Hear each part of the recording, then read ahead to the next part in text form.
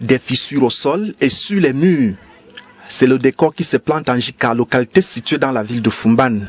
Le réveil est plutôt difficile pour les habitants de ces villages contraints de quitter ce lieu le plus rapidement possible. Et pour cause du glissement des terres survenu à cet endroit.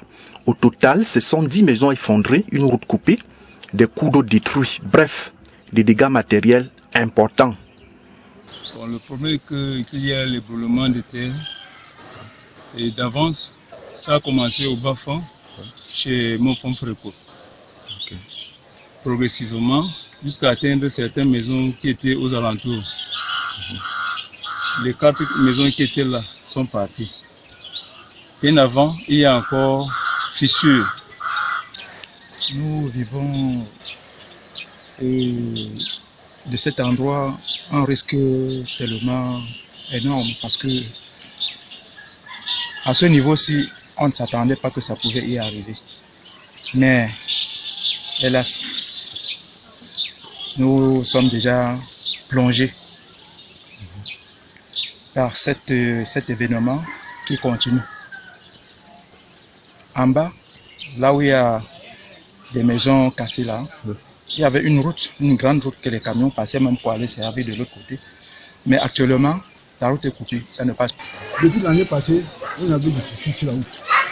Sur la route communale, vous savez, sur le village. On a signalé cela au gouvernement. Mais aucune initiative n'a été faite. Si on avait pris des initiatives, des mesures appropriées, je pense que l'accident ne serait pas aussi grave comme aujourd'hui. On a dû négliger, on avait une source qui a dévanté presque tout le village. Nous avons rencontré le sous-préfet de Fumban sur les lieux. Il est venu pour s'enquérir de la situation et toucher les réalités de doigt. Descendu pour toucher du doigt les risques en cours certains villages de la localité de l'arrondissement de Fumban, à savoir plus précisément les villages Machinka et Kudinka, où nous avons en profité d'abord pour conforter les familles qui ont été touchées par le sinistre il y a quelque temps. Et c'est d'autant plus que nous avons pu constater que lors de la dernière évaluation, certaines familles n'avaient pas été prises en compte parce qu'il y a une nette évolution au niveau de l'érosion. Et face à cela, donc, nous avons décidé dès demain de recommencer une nouvelle identification pour ne serait-ce que prendre toutes les personnes concernées et qui encourent ce risque, afin de pouvoir trouver une solution d'ensemble. Et pour la suite, je peux déjà vous garantir qu'au niveau du palais, j'allais dire du roi de Bamoun, nous avons déjà identifié un site de recasement et cela va continuer dans le temps et se faire en ordre. Donc, sur ce, je puis déjà garantir que dès demain, on va retrouver une équipe ici pour l'identification de tous les chefs, je dis bien les chefs de famille concernés, pour qu'on puisse établir déjà un fichier, et c'est à travers ce fichier qu'on pourra trouver des solutions idoines. L'autorité administrative est accompagnée pour la circonstance par une importante délégation, dont le ministre délégué auprès du ministre des Transports, lui-même natif d'Njinka. Le membre du gouvernement est venu pour réconforter ses frères et sœurs du village, victimes du dit drame. Non.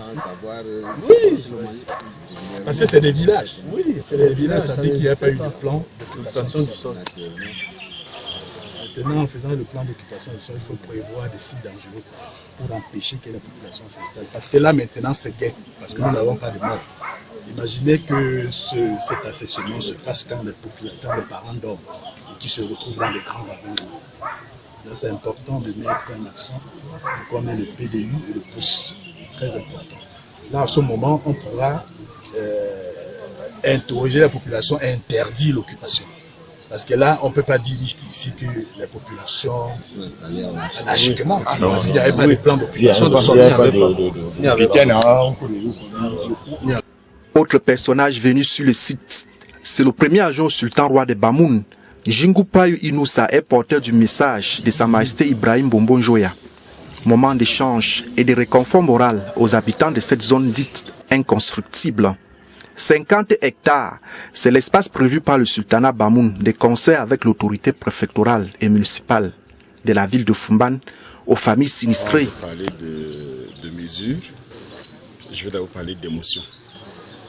parce que ce que nous avons vu ici, on peut assimiler cela à une catastrophe naturelle.